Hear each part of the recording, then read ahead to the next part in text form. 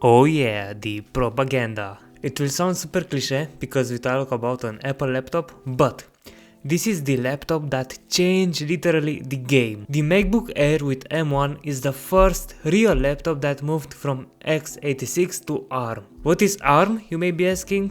Well, this thing right here is ARM. This e-ink phone is ARM. This was ARM. Until 2020, Apple used Intel processors. From November 2020, they said enough, we will move to our own souls, aka chips called Apple Silicon. And that was a big shock. It's funny because Apple in April 2020, you could buy this exact MacBook Air with the same design with an Intel i3. And 6 to 5 months later, the M1 version came out and destroyed literally everything that people knew about laptops. And it was the same price as the i3. Imagine buying the i3 version in 2020 and after 1 month discovering that the M1 will be available in the same price.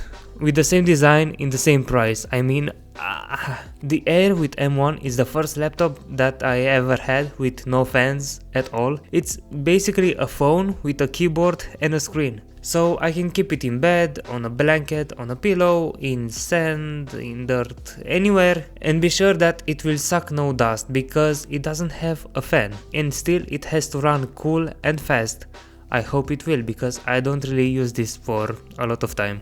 I used to have a monster, a 16-inch MacBook Pro from 2019, i9, 16GB of RAM, 1TB SSD, a dedicated video card, 6 speakers, a giant trackpad and 4 Thunderbolt ports. Basically a real desktop replacement. But I tried to change the thermal paste and I failed.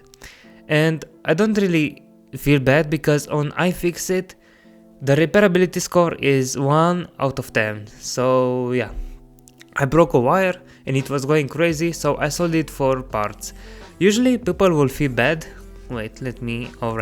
Usually people will feel bad because they broke their PC, but since I buy everything from the market, I don't really feel because I bought that i9 for a very cheap price and my loss it's not that big. If I would have been buying that laptop brand new, I would be crying right now. But because everything I buy is secondhand and I don't really support the cost of ownership, for me it's not a big deal and I took it as an opportunity. Alright, like an idiot I broke the i9, it's time to move to ARM, finally.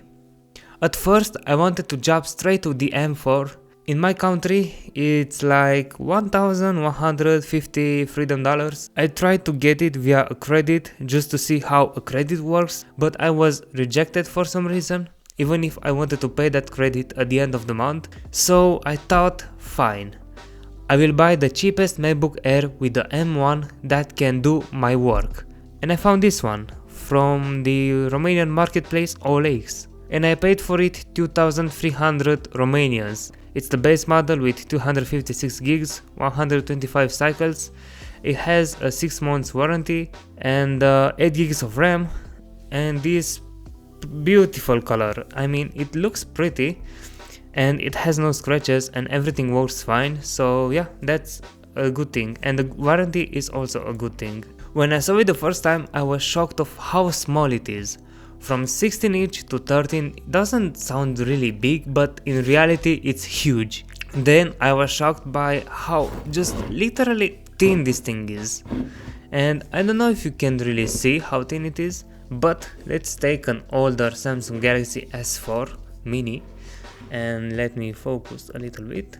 This is thinner than a phone on some sides and actually better than an i9 on some tasks. It's actually crazy to think about that. But it's just how ARM works right now in this world, and this is amazing.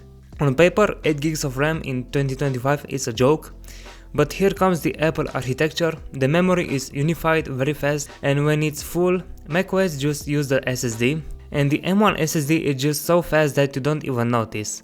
I also did some math, ChatGPT did, wait a second.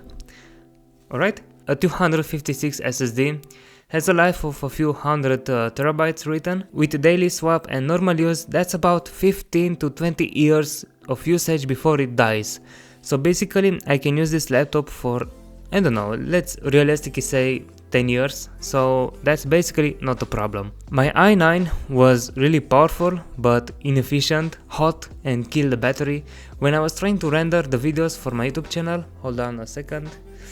When I was trying to render the videos for my YouTube channel, basically it was sounding bzzzt in all my room because of the noise that the fans were making to cool down that i9 and that AMD video card.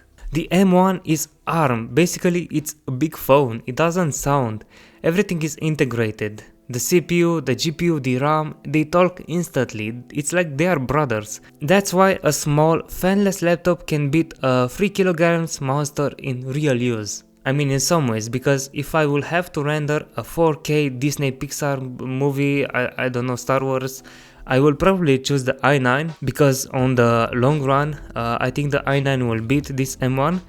For example, let's say I have to render a 1 hour movie, yeah, the i9 will win easily. But for 1080p, I don't think it's a problem to have I don't think the M1 will struggle for 1080p. I use this laptop to render my video for my Romania channel, and I was shocked that this laptop is cool. It's like really cool. I thought that it will get warmer, at least on this side where I'm used to, where is the CPU, but it was really cool. That was a thing that I was shocked. And the second thing, it's the battery. I didn't charge this laptop for 3 days, and I use this thing for like 4 hours a day because it has a great battery health, and because I keep it on mount array, it kinda doesn't really need a charger. When I was rendering though, I was seeing that it was dropping 1% out of a minute, but that's only on the render time. And for a 10 minutes video, it rendered in 5 minutes, so that's not really a problem.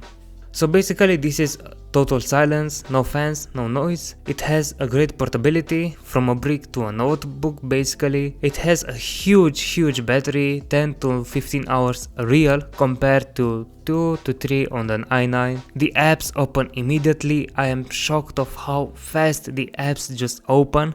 I use a lot WhatsApp web, and basically when I usually entered on the WhatsApp web on an i9, I was seeing the progress bar staying on 0, then 30, 45, 70, 100, and then wait a bit.